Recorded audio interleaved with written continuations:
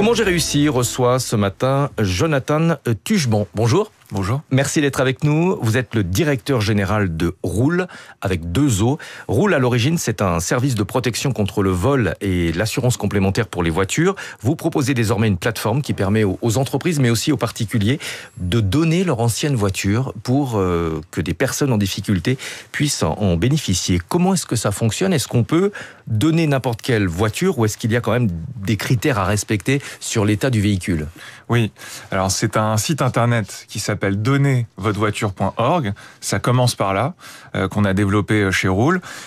Vous arrivez sur le site et là, vous pouvez proposer un véhicule ancien qui dort dans votre garage si vous êtes un particulier. Ça marche aussi pour les entreprises. Et il n'y a pas de critères à respecter à ce moment-là. Ce qui compte, c'est qu'il puisse rouler ou être réparable.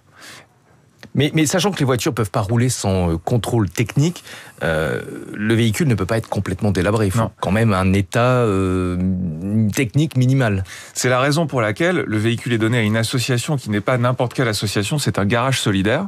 Un garage solidaire, c'est un garage associatif qui, lui, va auditer la voiture, regarder si elle est réparable. Si elle est réparable, la réparer, mais c'est un professionnel qui la remet sur la route en toute conformité et qui, derrière, peut la vendre à une personne fragile. Mais je crois que vous n'acceptez en moyenne qu'une voiture sur 2 après ce filtrage des garages solidaires. Exactement. Alors pourquoi une voiture sur 2? Parce que souvent, quand vous avez une voiture qui dort chez vous, c'est qu'elle n'est pas en très bon état, elle peut être trop ancienne pour être réparée, et donc, dans ces cas-là, on la refuse. Alors le don, vous l'avez dit, se fait à travers les garages solidaires.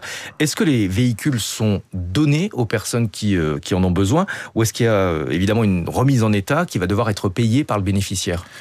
Ce mécanisme de don de voiture à des garages solidaires participe au modèle économique du garage.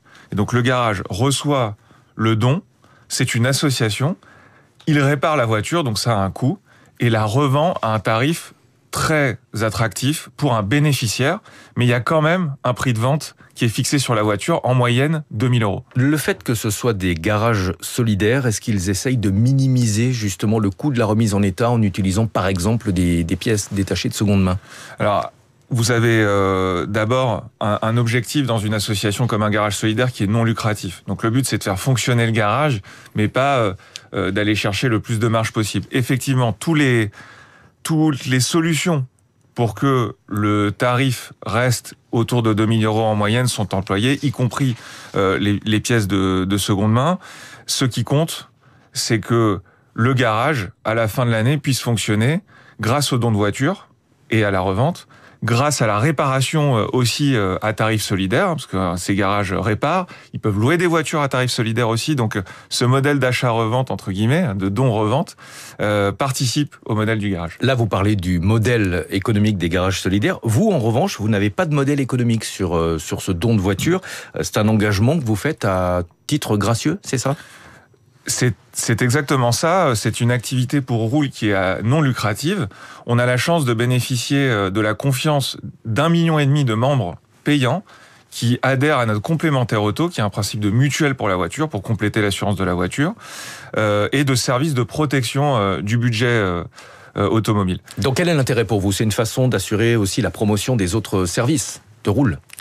Alors c'est pas vraiment pour assurer la promotion des autres services, parce que on a les moyens, par exemple, de faire de la publicité ou de développer aussi des services gratuits. Donc en fait, vous mettez le succès de vos autres services au bénéfice de ce service de don de véhicules. Rool est une entreprise à mission. Oui. Une entreprise à mission, c'est une entreprise qui se fixe des objectifs qui vont au-delà de vendre et de développer des services payants. On développe des services gratuits et des services solidaires. C'est le cas, par exemple, de donnervotrevoiture.org, mais on développe aussi des services pour permettre aux plus fragiles d'accéder au permis de conduire. Ça fait partie de la mission de Rool. Et quel est le profil des personnes qui bénéficient de ce mécanisme, qui décident ou non de leur éligibilité? On a 33 garages solidaires en France qui travaillent avec nous pour couvrir le territoire français. On les labellise.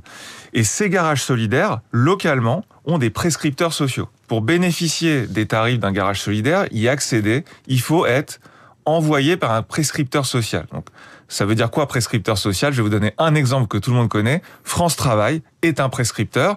C'est-à-dire que si vous êtes demandeur d'emploi et que vous êtes éligible aux critères des garages solidaires selon France Travail localement, alors vous pouvez bénéficier d'un véhicule à tarif attractif dans un garage. Vous dites qu'un véhicule, c'est un premier pas vers l'insertion, que ça permet donc de trouver un travail. En revanche, est-ce que les personnes précaires vont avoir les moyens d'assurer et d'entretenir leur véhicule ? Ça coûte très cher, généralement. Vous avez en France 15 millions de personnes qui souffrent de précarité mobilité, c'est-à-dire qui ont des difficultés à s'insérer dans la société, vie professionnelle, vie sociale, parce qu'ils n'ont pas de moyens de transport ou d'accès aux moyens de transport. La voiture, c'est le premier problème. En zone rurale, dépendance à la voiture, 9 sur 10. En moyenne en France, 8 personnes sur 10. L'accès à la voiture, d'abord le bien automobile, c'est la priorité numéro 1. Et ensuite, effectivement, il faut l'assurer. Sur un véhicule à 2 000 €, vous pouvez l'assurer au tiers, c'est déjà plus raisonnable. Du coup, vous allez baisser le prix de l'assurance. Et en revanche, effectivement, vous allez avoir le coût du carburant. Mais pour travailler, c'est quelques kilomètres par jour. On n'est pas encore à partir en vacances avec sa voiture. Donc c'est déjà un premier pas et on prend les étapes les unes après les autres. Je vous ai parlé du permis qu'on traite aussi chez Roule. Voilà. Alors justement, comment est-ce que vous aidez ces personnes à passer leur permis de conduire si elles ne l'ont pas ? Alors, c'est un service qui s'appelle permissolidaire.org. Chez Roule, ce qu'on a constaté, c'est que vous avez des personnes fragiles, difficultés d'apprentissage, par exemple, ou immigration récente et difficultés de maîtrise de la langue française, qui ont du mal à passer le code. C'est le premier frein au permis de conduire, c'est d'abord le passage du code de la route. Alors, qu'est-ce qu'on fait ? On crée les cours du soir du code de la route, entre guillemets. C'est-à-dire qu'on crée un outil pédagogique pour faciliter le premier accès à l'examen du code pour ces personnes-là. Et cet outil, on l'a standardisé dans une plateforme digitale qui s'appelle permissolidaire.org et on le met à disposition des associations, à nouveau, là c'est pas des garages solidaires, c'est des associations très diverses, pour que leurs bénéficiaires bénéficient de cet outil pour comprendre le code de la route et passer l'examen du code de la route. Pour les donateurs qui nous écoutent peut-être ce matin, il y a aussi un avantage fiscal. Le donneur du véhicule peut bénéficier d'un crédit d'impôt. Donc on revient sur donnezvotrevoiture.org. Quand vous donnez en France de l'argent à une association, vous avez un crédit d'impôt sur votre fiche d'imposition, etc. C'est pareil pour une voiture.